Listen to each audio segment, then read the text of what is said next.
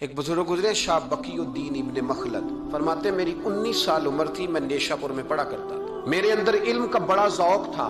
ایک استاذ کے پاس جب میں پڑھنے گیا تو میرے استاد مجھے فرمانے لگے کہ بیٹے تیرا ظرف بڑا ہے اور میرا علم چھوٹا ہے، تو کسی بڑے عالم کے پاس جا۔ میں نے استاد سے کہا کہاں جاؤں؟ تو کہنے لگے اگر ہو سکے نا تو بغداد شریف چلا جا، امام احمد بن حنبل کی بارگاہ میں حاضری دی۔ وہ حدیث کے حافظ ہیں، آج بھی آپ ان کی مسند امام احمد دیکھیں، جو حدیث کا طالب علم ہوتا ہے اسے مزہ آ جاتا ہے پڑھنے پر۔ کیا بات ہے امام احمد بن حنبل کی، انہوں نے اللہ نے اعزاز دیا کہ آج بھی مکے اور مدینے میں امام احمد بن حنبل کے مذہب پر فتویٰ دیا جاتا ہے، وہاں کے لوگ حنبلی کہلاتے، اتنی اللہ نے انہیں شان عطا فرمائی۔ کہتے ہیں میں نیشہ پور سے نکلا جب تو بحری رستے کے لیے میں آنے لگا یہاں، جب جہاز میں بیٹھا نا تو رستے میں طوفان آ گیا، طوفان اس تیزی کے ساتھ آیا اور اتنے دن جاری رہا کہ ہمارے جہاز کی سمت ہی بدل گئی، ڈائریکشن ہی بدل گئی، گویا جانا ادھر تھا تو جہاز کا منہ ادھر ہو گیا۔ فرماتے جا کے کسی کنارے ہم اترے، یہ دیکھیں جو لوگ طالب علم جاتے تھے، فرماتے وہاں جا کے اترے، وہاں پتہ چلا کہ جس جزیرے پہ ہم اترے ہیں یہاں سے اگر پیدل جائیں گے تو 7 مہینے میں بغداد پہنچیں گے، اور فرماتے ہیں کہ پیسے بھی کوئی نہیں، ختم ہو گئے۔ اب میں وہاں سے اترا پتے کھاتا، 1.25 مہینہ لگا اور میں بغداد شریف پہنچا، اور جب پوری جد و جہد کر کے وہاں پہنچ گیا نا تو پتہ چلا کہ امام احمد بن حنبل کا تو مدرسہ ہی بند ہو گیا، ان کے تو جمعہ پڑھانے پہ پابندی لگ گئی، وقت کا بادشاہ ناراض ہو گیا، اس کا مطلب ہے وہ بھی سیاسی باتیں کرتے ہوں گے، ناراض ہو گیا، اس نے پکڑ کے آپ کو جیل میں ڈال دیا۔ تو امام صاحب تو پڑھاتے ہی نہیں، فرماتے میں اب تلاش کرنے لگا کہ مجھے پتہ چلے امام صاحب کہاں قید ہیں۔ بتایا گیا کہ ان کو ان کے گھر کو جیل، سب جیل قرار دے کے نظر بند کر دیا، اور گھر کے چاروں کونے میں پولیس کھڑی ہے۔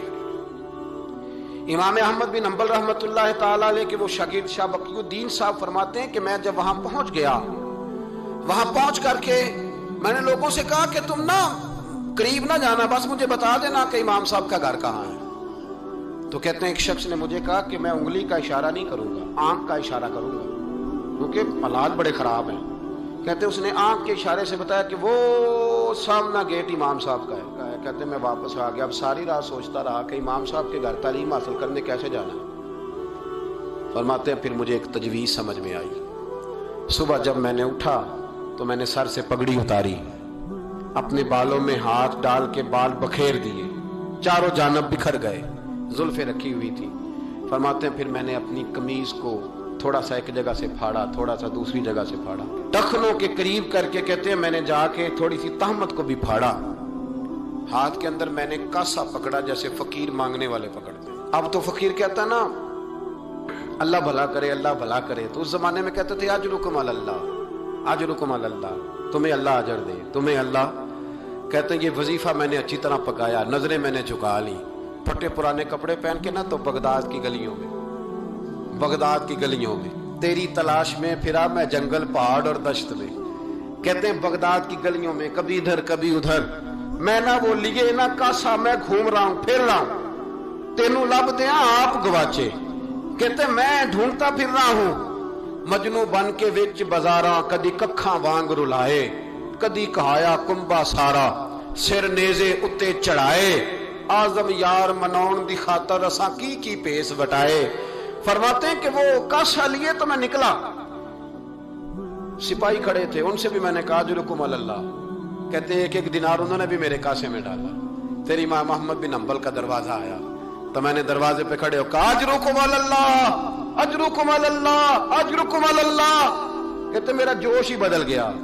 امام صاحب نے جھٹ سے دروازہ کھولا، خوبصورت امامہ اور خوبصورت چہرہ، کہتے ہیں ان کا چہرہ دیکھا تو میرے آنسو ہی بہہ گئے، اور امام صاحب نے جب 1 دینار میرے پیالے میں ڈالا تو میں رو پڑا۔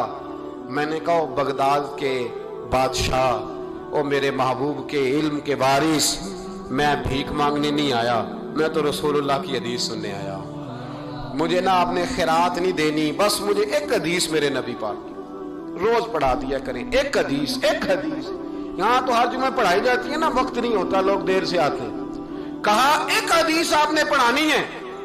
شاہ بقی الدین صاحب کہتے ہیں امام صاحب نے میرا چہرہ دیکھا تو خوشی سے کھل اٹھے، فرمانے لگے تو کیسے آئے گا؟ کہا حضور بھکاری بن کے۔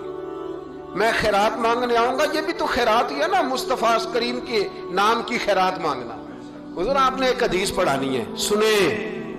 شاہ بقی الدین کہتے ہیں میں پورا سال بھکاری بن کے جاتا رہا، یہ جذبہ، یہ شوق، پورا سال بھیک مانگنے کی غرض۔ یہاں تو ہمیں اپنے علماء میں کمزوریاں نظر آنے لگ جائے گا، سب ٹھیک ہے جی، وہ ایک بات نہیں ٹھیک، لہذا چھٹی، میں اب خود بہت بڑا محدث ہوں، مجھے کیا ضرورت، یہ کمزوری ہے۔ اس لیے اخلاقی رویے لوگوں کے مضبوط نہیں رہتے، اس لیے دنیا داری کی ساری باتیں آتی ہیں پر دین نہیں آتا، کیونکہ ہمارا وہ شوق نہیں، وہ انداز نہیں۔ ہم کون بھکاری بننے کو تیار ہے؟ جب لوگ کاسا پکڑتے تھے تو پھر رسول اللہ کے دین کی خیرات بھی اس میں آیا کرتی تھی۔ اب کوئی کاسا ہی نہیں پکڑتا تو خیرات کیسے آتی؟ یہ تو لوگ بحث کرنے آتے، گفتگو کرنے آتے، لینے کون آتا؟ حضرت شاہ بقی الدین کہتے ہیں میں پورا سال جاتا رہا۔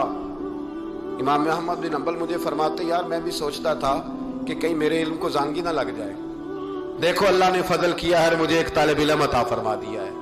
فرماتے ہیں پورا سال میں جب ان کے دروازے پہ جاتا تو ایک دھیلا بھی ڈال دیتے اور مصطفیٰ کی ایک حدیث بھی سنا دیتے، اور فرماتے ہیں دنیا ساری پڑھتی ہے پر ہمارے پڑھنے کا استاد انداز یہ تھا کہ استاد پہلے امامہ باندھتے، جبہ پہنتے، اور اس قید میں نظر بندی کے عالم میں جب وہ نبی پاک کی حدیثیں سناتے تو ان کی آنکھیں آنسوؤں سے بھر جاتی، وہ روتے ہوئے تڑپتے ہوئے حدیث سناتے، اور میں بھی اسی درد سے وہ بات وصول کرتا۔ فرماتے ہیں سال گزر گیا، حکمران مر گیا، فوت ہو گیا، نیا بادشاہ آیا، اس نے خود امام احمد بن حنبل کو بڑا مدرسہ بنا کے دیا، اس نے بڑی جامع مسجد میں امام صاحب کے خطبہ جمعہ کا بندوبست کیا۔